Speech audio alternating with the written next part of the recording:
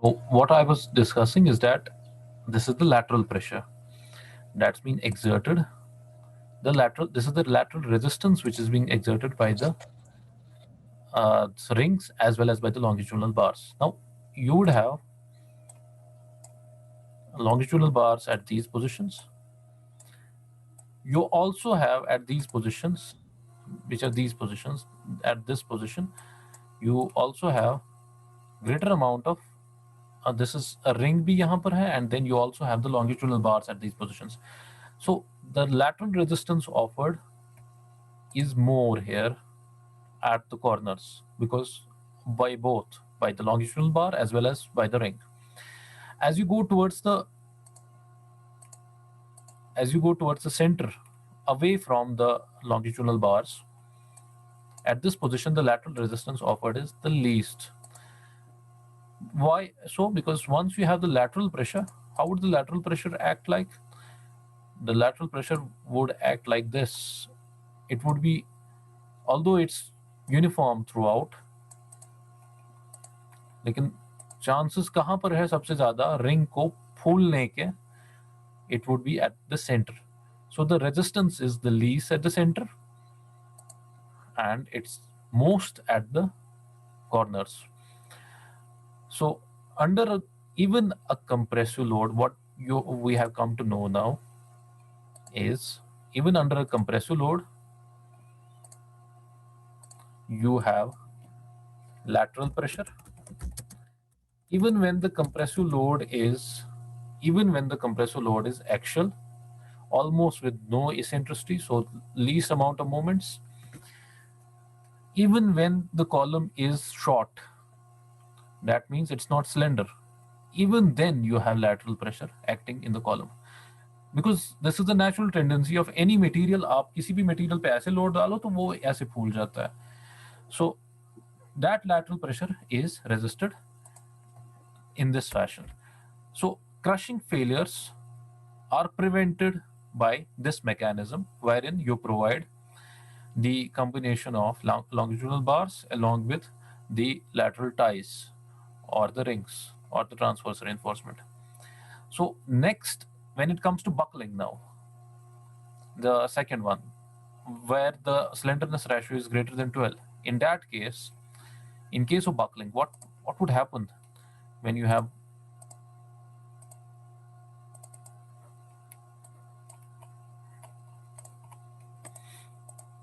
in case of buckling, what usually happens is that, first of all, let me show you.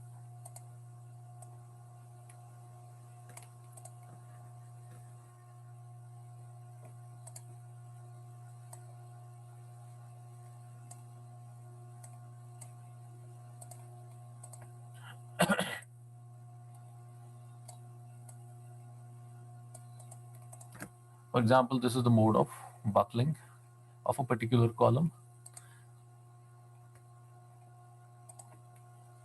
The buckling depends upon many things. Number one, it depends upon what is the support condition of the column. If the let me share with you if from the code itself.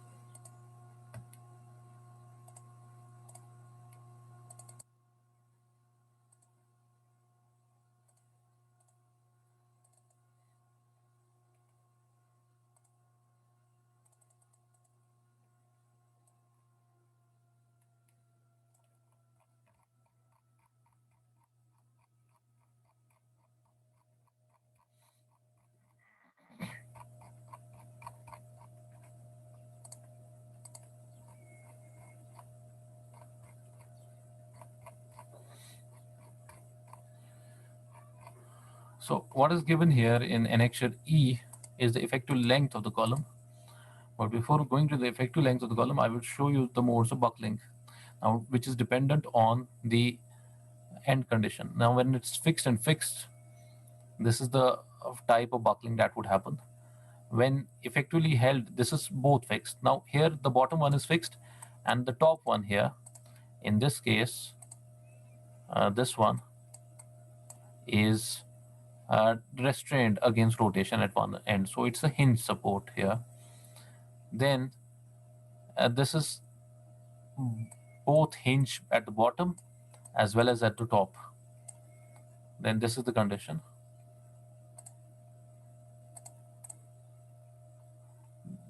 Then you have one more condition when it's fixed at the bottom and it's completely free at the top, restrained against rotation at one end and at the other end, but not held in position at the other end, so it's free at the top.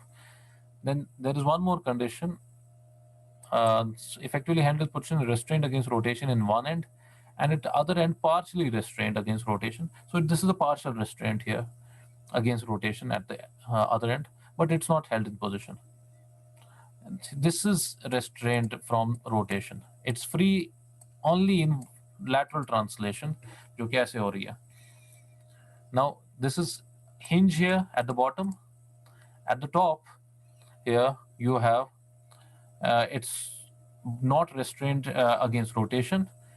At the other end it's restrained. Here it's restrained against rotation but not held in position. Now this is free one at the top. Both rotation as well as translation is allowed at the top and it's fixed at the bottom. Then with this comes, when you have these as the support conditions, there would be different forms of modes of buckling, as I showed you. Then what would happen when you have these modes of buckling? What is effective length? First of all, what is effective length? We discuss about the unsupported length. What is effective length? Effective length actually means what is the actual length over which the column is buckling. For example, in this case, let me show it from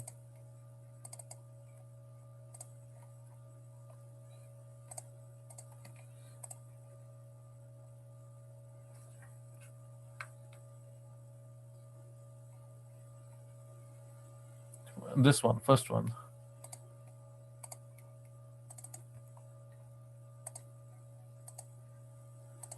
It's fixed at the bottom, fixed at the top. There is a column. Now, when the rotations happen of this column, it's not purely like this. It's happening from a particular point to the particular point. There is a buckling happening. And then this is going, so this is the end restraint. This is the end restraint. Thereby, you have a particular point from here up till here. इस region में the column is undergoing, effectively it's undergoing buckling. The rest of the portion there is almost no buckling happening. So that's an end restraint where the portion of the column is acting along with the beam or along with the slab to which it's supported. Now here both are fixed, the top and the bottom. So thereby, as per the code, this portion in between is theoretically it's 0.5. But as per the code, it should be taken as 0.65. So theoretically, if you calculate from the Euler's equation, which you must have already done, what you will get is that the theoretical value of this is 0.5, but actual value is effective length recommended by the code is 0.65. Now, code usually takes the greater value of the effective length because it tends to show the much greater portion of the column which is undergoing buckling. Similarly, then the effective length for this when it's hinged at the top, it's 0.7. 0.8 is the recommended value from the code. Now, in this case, it's greater than from here, because here the portion of when it's supported only at the bottom and not at the top,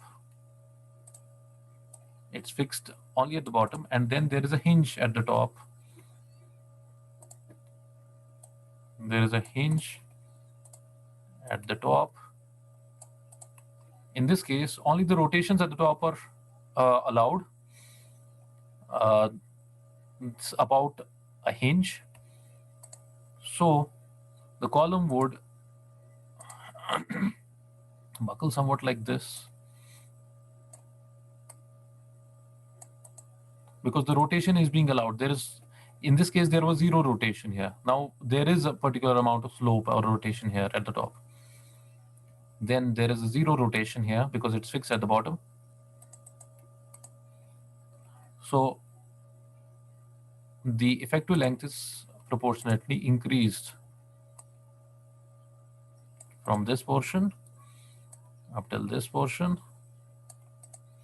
Now this would be 0.7 as per the code. Similarly, then you have 1.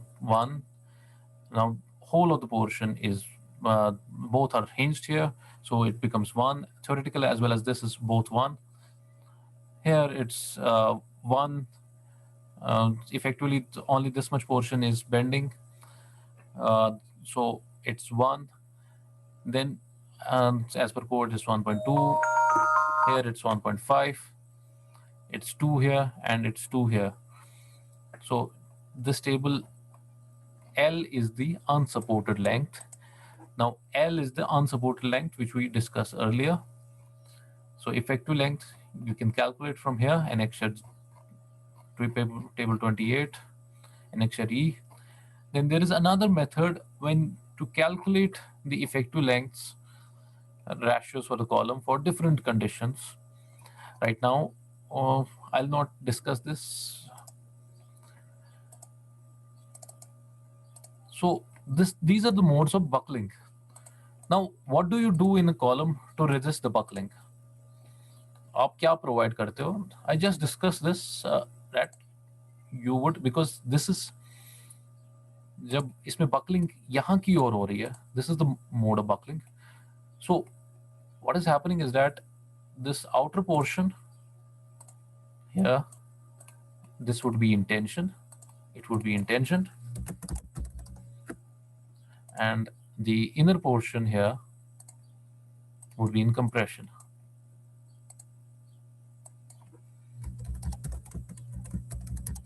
Now, what do we provide? Just like in beams, you provide the longitudinal bars. If अगर आप इसको उल्टा कर देते हो, something like this, you rotate it like this, it's becoming like a beam.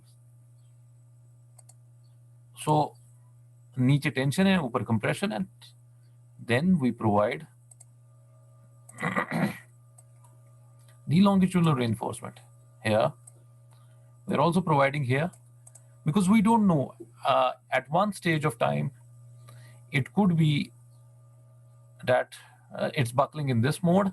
At the other stage of time, because you must have understood by now the concept of sway of columns. If this is a frame, it's supported at the bottom, it's under a load, lateral load in this direction, then the movements could be in this column could be like this. But if there is a reversal of the load, if the load now, lateral load comes like this, then the movements would be like this. So जो portion पहले tension में था वो compression में जाएगा, and the portion which was in compression could become in tension. And this usually happens during sway, due to wind, due to earthquake, and so that झटके ऐसे आते हैं, हवा ऐसे भी चलती है, it moves in this direction, झटके ऐसे भी आते हैं फिर ऐसे भी आते हैं, सो it's a vibration like this. So you need to provide the longitudinal reinforcement along both the faces. Although you would say that this is the tension phase, so you would provide the longitudinal reinforcement in this phase. But there could be a role reversal. And apart from that, we already know the longitudinal reinforcement is offering the confinement as well. So we need to provide the longitudinal reinforcement on both the faces of the column. That's very important. So the mechanism of resistance of the buckling is it's first being resisted by the concrete, जैसे कि beams में resist करते हैं, then by the longitudinal reinforcement, जैसे कि वहां पर longitudinal reinforcement होती है, the bottom bars, the bottom tension bars, similarly it's being resisted here. Apart from that, again one requires, because then associated with this would be the lateral shear, so one requires the rings to support this. So now this is a question to all of you: should our beams be cylinder or should they be not slender, not long? Should they be short? What is your answer? All of you? Someone who wants to answer this?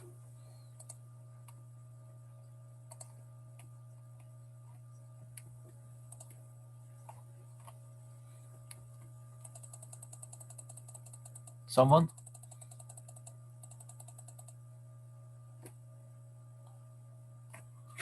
You have Sumera here?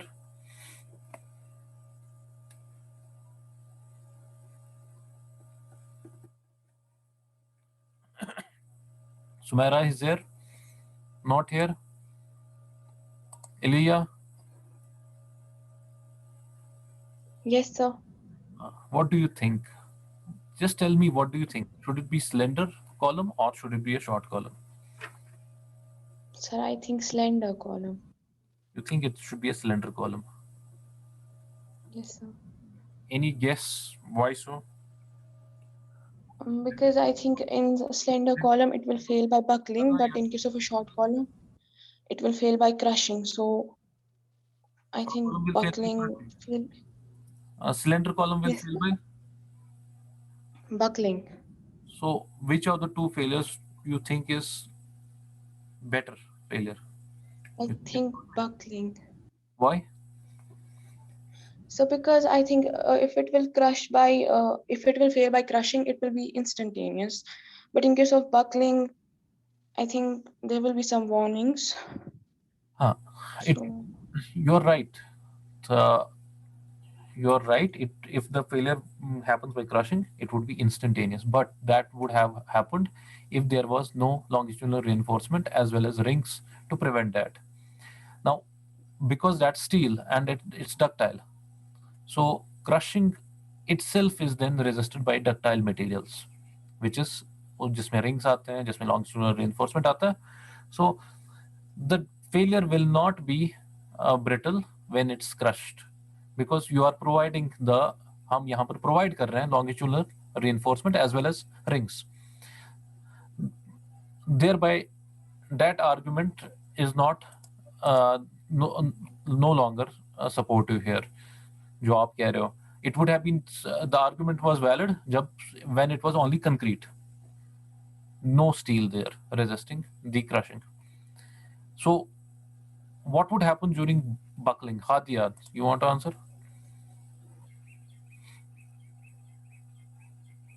Ji sir.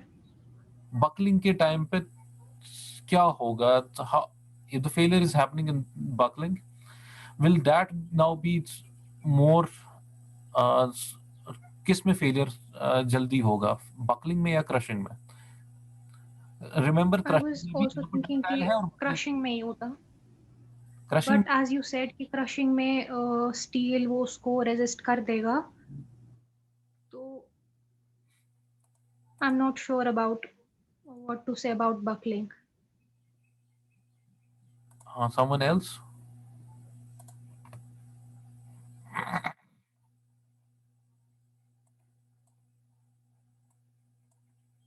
Ali Ejaz.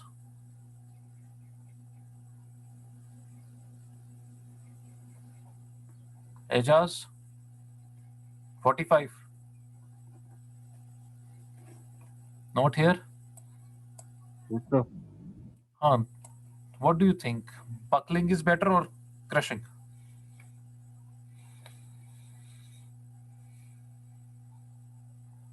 नहीं है answer. विलायत. विलायत 15. Sir, no idea. No idea. किसके पास idea है? Anyone who has idea? Sir buckling will be better Buckling would be better. क्योंकि हमने longitudinal reinforcement provide किए है तो वो रेजिस्ट कर देगी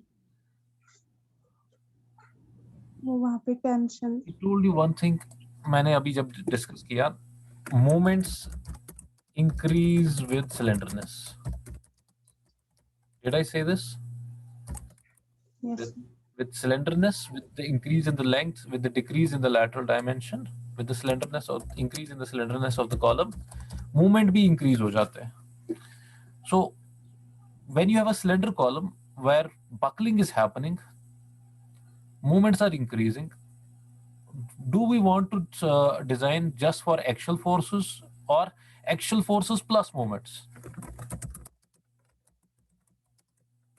एक है only axial forces. Other is axial forces plus moment. और यहाँ take into account axial force is P और यहाँ पर भी axial force P ही है. You cannot reduce that. Plus you have moment as well here. So wherever the buckling is predominant, there are predominant moments there. So we do not want it to go into buckling mode because the amount of forces are actually increasing here. There are axial forces P plus the moments acting here in this case. Thereby, buckling mode is not the preferred mode. Plus, what happens with the buckling is that when the section is undergoing buckling, now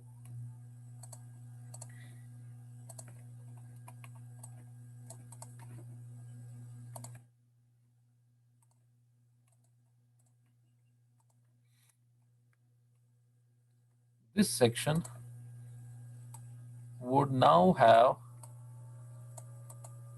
when it's buckling, it would mean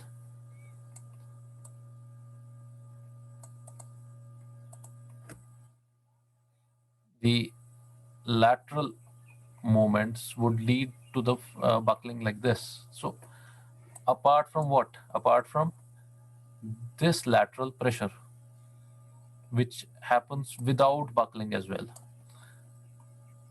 So you have two types of moments. You have this is known as primary moment, which is generated by eccentricity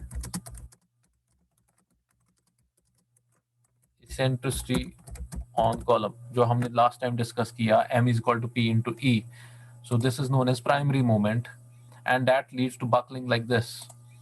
So one face is undergoing compression, this face is undergoing tension, and this is in addition to the lateral pressure, which is acting like this.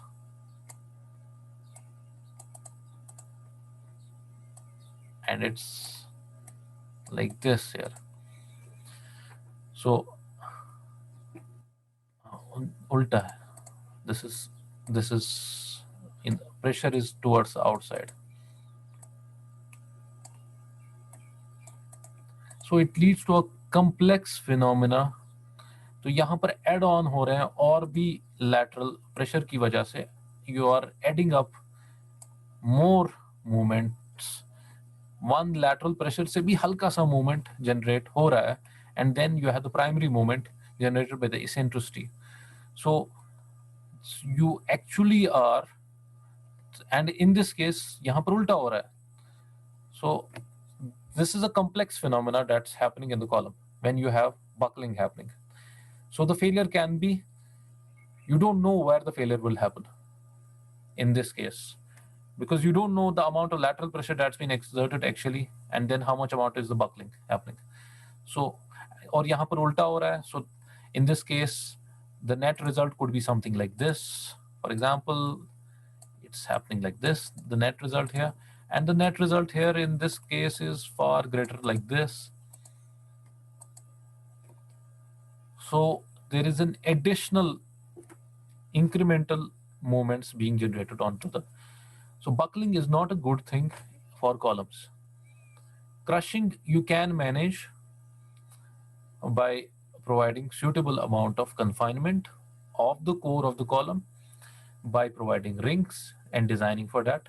But for buckling, you cannot design the column. It's very difficult to design the column for buckling happening. So we prefer crushing in the design of the columns. That's what you will remember from this lecture, that we prefer crushing as the predominant mode of failure. And from that, we can continue from the next class onwards into the design steps, how the design of the columns is done. And before that, yes, one more thing, which I forgot. There are two types of columns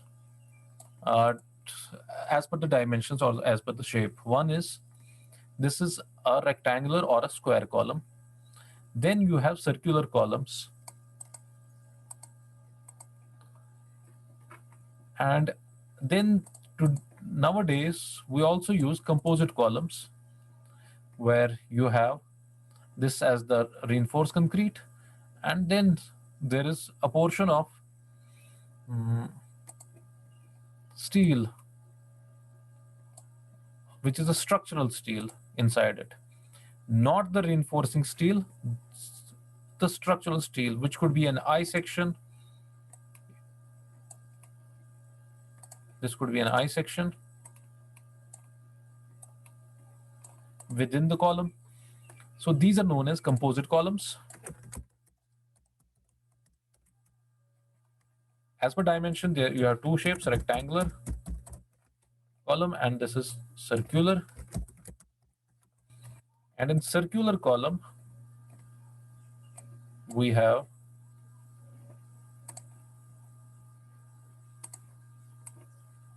if this is a circular column, in circular columns, we usually provide, these are longitudinal bars,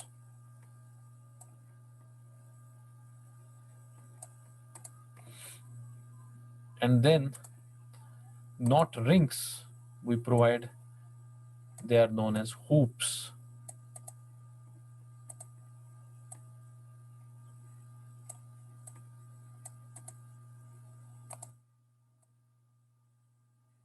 Something like this.